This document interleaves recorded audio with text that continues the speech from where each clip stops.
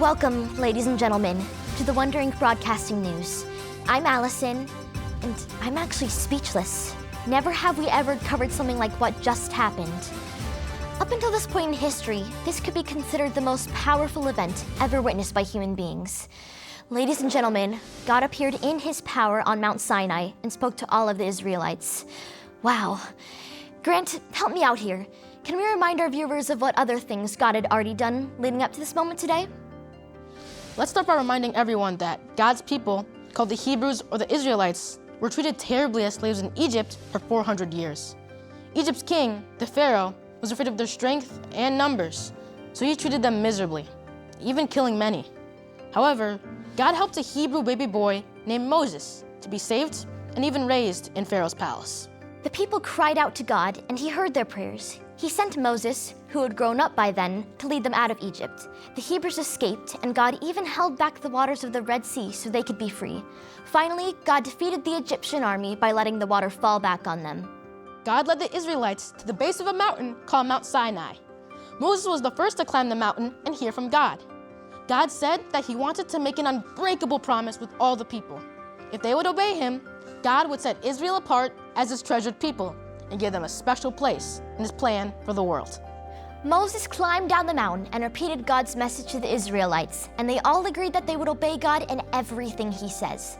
Then Moses climbed up the mountain with the people's promise. God gave instructions for the people to get ready. Let's see if we can reach Riley, who was with the Israelites, to hear more about what happened. Riley, are you there? I'm here, but it's still hard for me to get my words, thoughts straight. Everyone here prepared for 2 whole days, but no one was truly ready for what happened. Today was the 3rd day. In the morning, thunder and lightning filled the sky.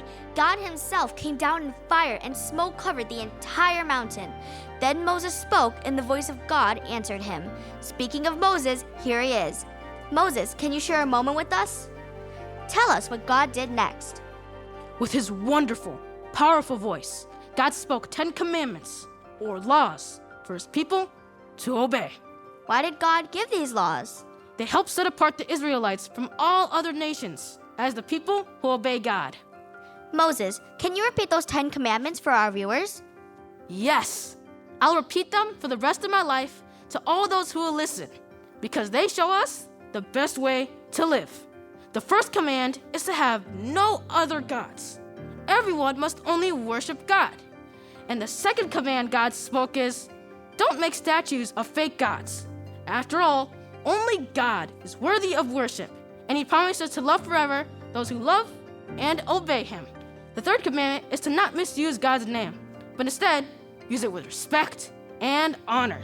Every time we use God's name with honor and respect, it shows others that God is amazing and that his name is something we treasure and not something we throw around with disrespect. What's the 4th command? The people were to honor God by setting apart a day each week to rest. Just like God himself worked for 6 days to create the entire world, but then rested and enjoyed his creation on the 7th, his people would follow his example. And it's not just the Israelites, their animals, workers, and visitors were to rest too. God wants his people to be like him. What was the 5th command? God's people must honor their parents in what they say and do. God included a special promise with this command. If they honor their parents, then they would experience good, fulfilling lives in the land God was giving them.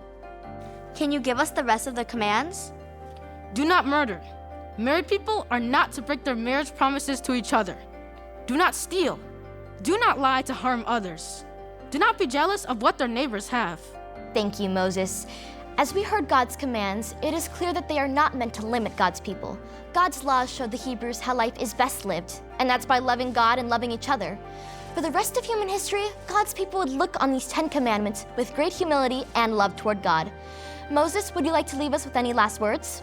When Israel kept these 10 commandments, everyone around them would know that God's people belong to him. Well, there you have it. God appears and gives 10 wonderful commandments to his people. Back to you in the studio. If you're wondering why God would appear and speak to the Israelites, it's because God cares about people so much. I'm Allison, and on behalf of the entire WIBN team, I'm thrilled to report from God's own mouth how he cares about us and how God sets apart his people. That's all for today's segment of Wondering Broadcast News. But remember, stay curious and filled with wonder.